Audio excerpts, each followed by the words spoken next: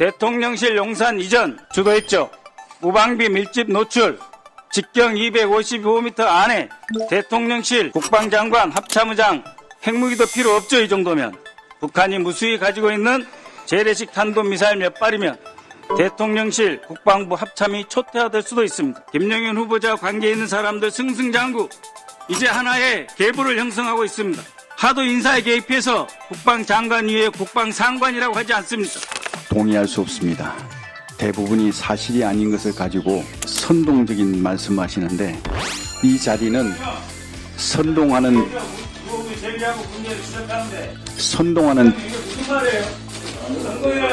우선 아니 네, 인수위에서 필요한 절차를 밟고 공문을 보낸 걸로 알고 있습니다. 공문이 하나도 없다고 하잖아요. 왜 여기서 거짓말 말씀하십니까? 없는 게 아니라 못 보셨겠죠. 그거에 대해서 그 발언에 대해서 책임질 수 있어요? 당연히 책임집니다. 그럼 내놓으세요. 3월 20일 날부로 우리가 한다고 통보를 했지 않습니까?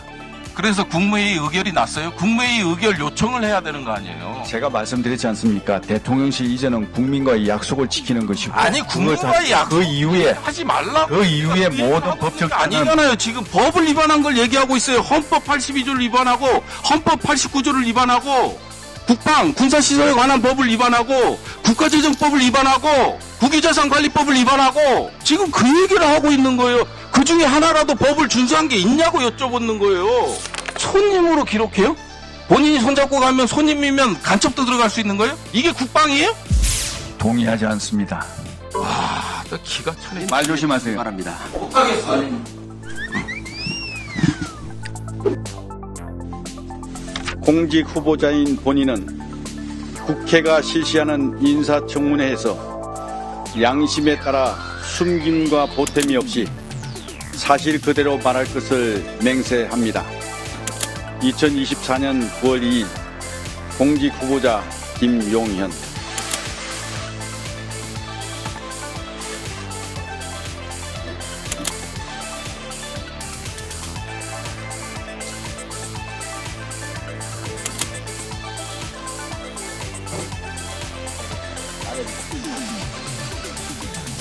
김영현 후보자 스스로 국방장관 부적격자라는 거 인정하십니까? 인정하지 않습니다. 몇십 년을 공직자 군인으로 살아왔다고 했는데 알고 보니 온갖 비리의 종합판입니다. 지금까지 상습적으로 공직자윤리법을 위반해왔습니다. 법무법인 취업 후 1년 4개월간 취업사실 신고 안 했습니다. 취업심사도 없이 육군협회 지상군 연구소장이 취업했습니다. 강연, 세미나 단 2번 참석하고 900만 원 받았습니다. 후보자는 이수페타시스라는 기업에 취업했는데 군 시절 이수건설에 특혜를 제공하고 전역한 후 그 대가로 전혀 경력이나 전문성과 상관없는 이수페타시스에 취업했다는 의혹이 있습니다.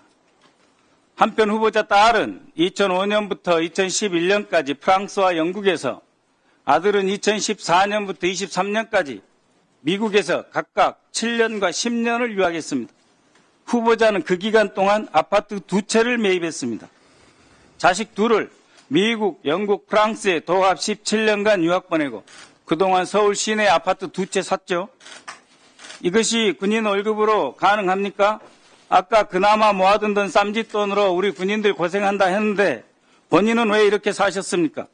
자녀 유학 비용, 아파트 구입 비용의 출처, 재산 형성 과정 자료 제출해 주시기 바랍니다. 또한 후보자 아들은 10년 동안 미국에 있다 귀국한 뒤 바로 모 종합상사 대표 이사실에 과장으로 취업합니다. 어떤 경력도 없이. 그런데 고정급 500만 원이라는 딱 떨어진 금액을 받습니다. 아파트 한스가 강하게 의심되는 상황입니다. 세원 종합상사 전 대표이사 최두원 씨를 모른다 하지는 않을 것입니다. 방금 부동산 말씀드렸는데 지난 10년간, 9년간 정확하게 부동산 비리 내역입니다. 후보자는 2020년 7월 1일부터 첫째 딸로부터 홍은동 소재 부동산 5억 5천만 원을 샀어요. 딸이 아빠에게 집을 팔았습니다. 부모가 자식에게 증여 상속은 받지만 자식이 부모에게 아파트를 팔았습니다. 매우 비정상적입니다. 양도소득세, 증여세, 자금 출처, 입금 송금 내역, 증빙자료 제출해 주십시오.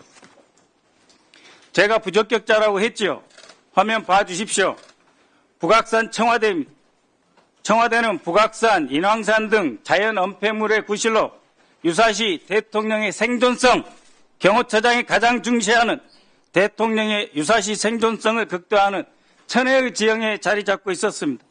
지하 벙커에는 최첨단 통신, 영상시설을 갖추고 북한의 폭격에도 버틸 수 있다고 합니다. 그런데 후보자가 대통령실 용산 이전 주도했죠. 무방비 밀집 노출, 직경 255m 안에 대통령실, 국방장관, 합참의장 근무시설 함께 있습니다. 핵무기도 필요 없죠. 이 정도면. 북한이 무수히 가지고 있는 재래식 탄도미사일 몇 발이면 대통령실, 국방부 합참이 초토화될 수도 있습니다. 김영현 후보자는 시작부터 대통령의 생존성을 스스로 위협하는 경호처장이 대통령 생존성을 위협해요. 자격이 없었습니다. 원래부터. 보십시오. 무방비로 노출된 대한민국 전쟁 지휘부 어디서 살고 있습니까? 최근 단거리 미사일 이동식 발사대 북한이 250대 공개했습니다. 한 대당 4발의 미사일이 들어갑니다. 재래식 탄도미사일 4발이면 대한민국의 대통령, 국방장관, 합참의장 한꺼번에 무력화될 수 있습니다. 도대체 누가 이런 생각을 한 것입니까? 적에게 우리 전쟁 지휘부를 다 갖다 바치는 이런 반역행위 누가 있습니까? 그러면서도 북한을 억제하고 우리나라를 지킨다고요? 후보자는 대한민국 국토 방위와 동수권 수호를 책임지는 국방장관의 부적격자입니다. 자, 트럼프 후보. 김정은과 잘 지낸 게 현명하다. 그저께 발언입니다. 북한의 핵능력 실질적이다. 북핵 외교 정상회담도 하겠다는 뜻이죠. 그런데 장관 후보자를 비롯해서 안보 수뇌부, 안보실장은 또 후보자는 방금 즉, 강, 끝. 핵무장의 모든 수단과 방법이 있다. 책임질 수 없는 강경 발언만 했죠. 그것만 한 것이 아니죠. 기억 잘 하실 겁니다. 17사단장 시절 인천에 예비군 훈련장 현수막, 또 전임자였던 신원식 안보실장 3사단 시절 영점 표적지, 현재 김영현 국방장관 후보자 신원식 안보실장은 이처럼 매우 충동적이고 저돌적입니다. 대한민국 안보를 절도 있고 신중하게 책임있게 말이 아니라 실력으로 지킬 분들이 아닙니다. 북한의 무인기, 오물풍선, 서울이 뻥뻥 뚫리고 용산까지 치고 들어와도 대공화기 하나 못 쏘면서 영점 표적지 종에다 총이나 다 쏴대는 이런 유치하고 조속한 인물들이 어떻게 안보실장, 국방장관, 대한민국 안보를 책임집니까? 우리 군 역사의 가장 큰 오점으로 남아있는 하나에 그 뒤로 뭐가 있었습니까? 알짜에, 그 다음 충암파, 용연파가 있습니다. 김영현 후보자와 관계 있는 사람들 승승장구, 이제 하나의 계보를 형성하고 있습니다. 이 정도면 제2의 하나회입니다. 충암파가 용연파로 확대되었죠. 하도 인사에 개입해서 국방장관 위에 국방상관이라고 하지 않습니까? 후보자는 과거에 왜 당나라 군대가 되는가? 정치권의 인사개입, 줄 세우기로 군주의체계가 와해됐기 때문이다. 이런 말을 했죠. 계엄 준비를 위해서 가장 충성스러운 사람을 지휘직에 채워 넣습니까? 아니면 그런 사람만 지금 계속 고르고 있죠? 후보자, 질문입니다. 대답하세요. 최근 이준우 수방사령관, 각종군 특전사령관, 여인영 방첩사령관을 한남동 공간으로 불렀죠? 출입 기록을 남기지 않으려고 입구에서 경호처 직원의 안내로 불러들여서 무슨 얘기했습니까? 계엄 이야기 안 했습니까? 내란 예비 음모로 비칠 수 있음을 명심하십시오. 답변 드리기 전에 우리 박선원 의원님 말씀 동의할 수 없습니다. 대부분이 사실이 아닌 것을 가지고 여러 가지 선동적인 말씀하시는데 이 자리는 선동하는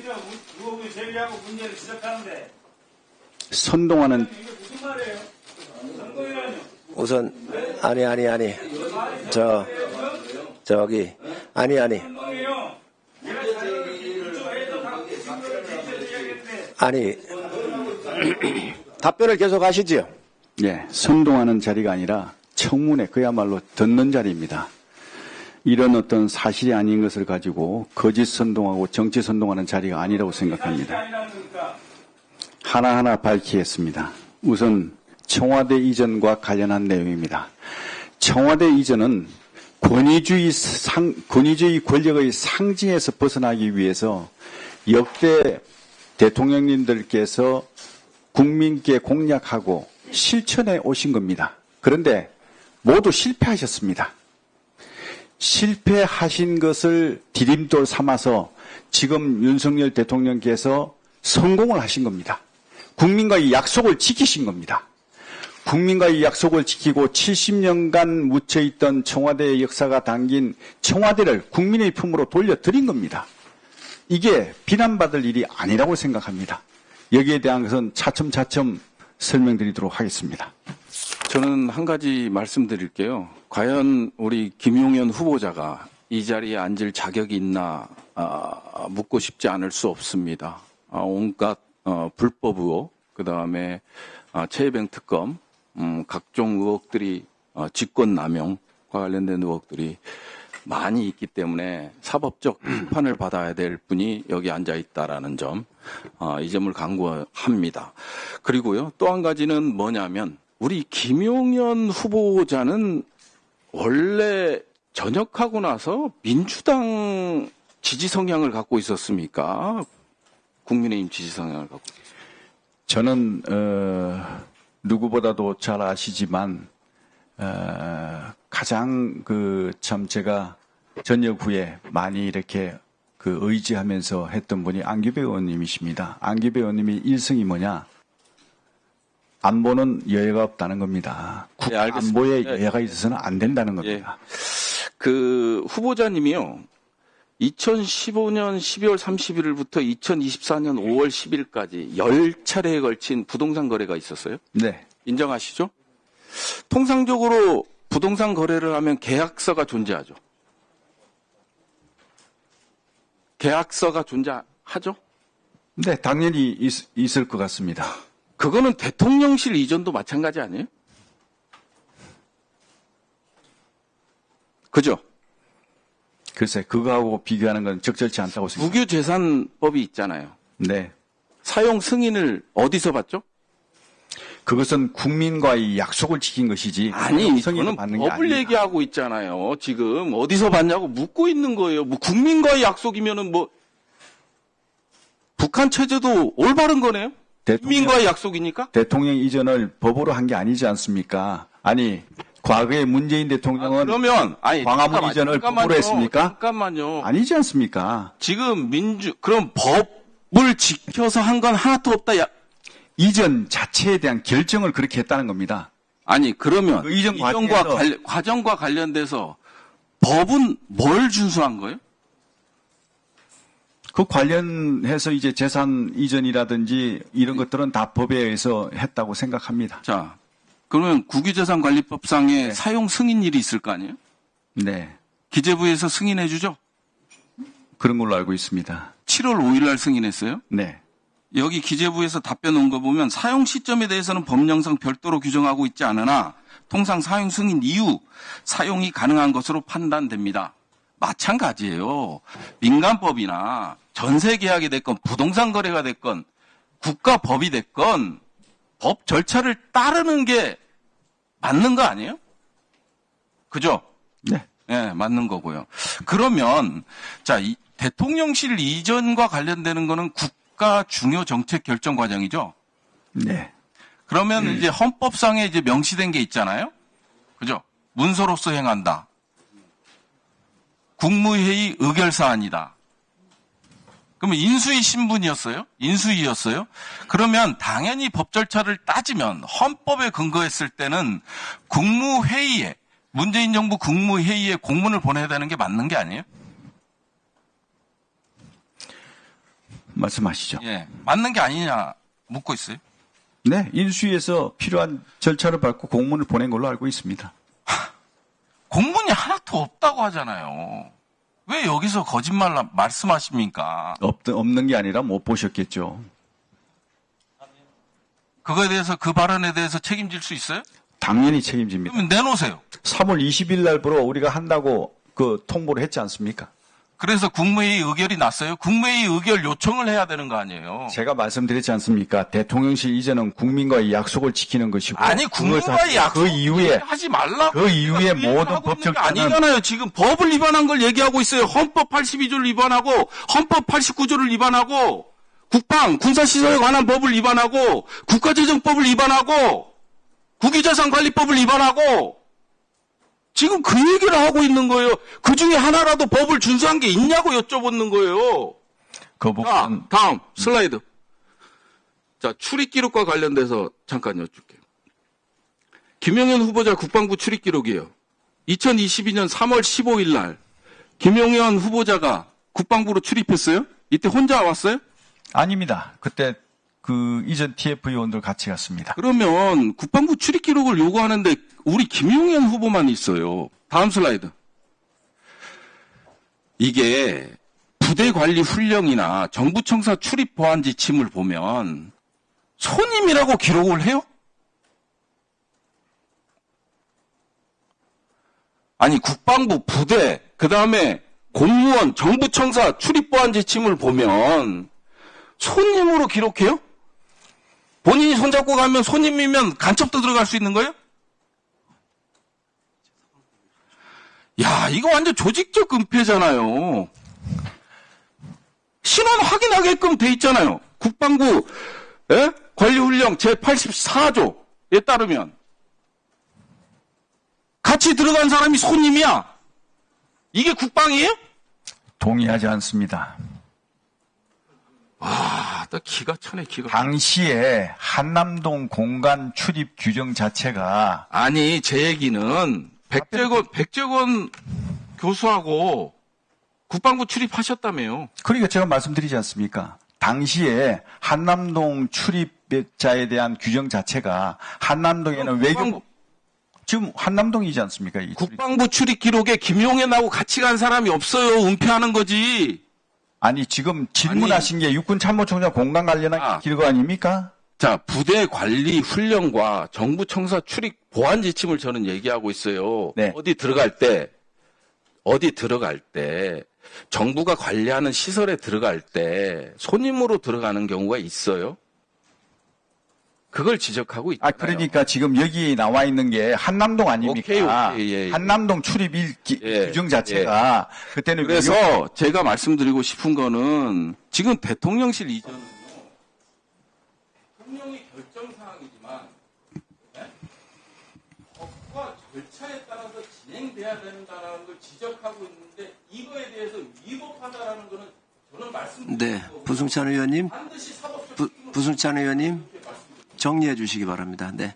부정청 의원님께서 그 한남동 출입을 가지고 거기에 대해서 조직적인 은폐다 이렇게 말씀하시는데 이 한남동 당시에 거기에 사신 분들이 다 외교부 장관부터 국방부 장관 그다음에 합참의장 뭐 이런 어떤 그 군 주요 직위분들이 살았습니다.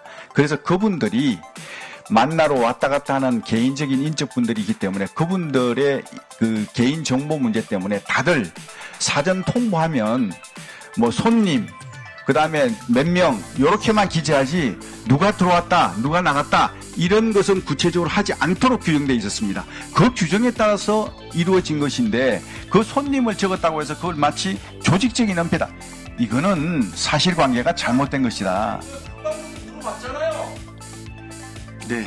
제가 그 당시에 국방부에 근무한 게 아니고 당시에 국방부 대변인으로 근무하신 분이 더 정확하게 아실 거라고 생각합니다. 추가 질문을 우선 부 의원님 추가 질문 좀 해주시고요. 임종득 의원님 말 조심하세요. 바랍니다.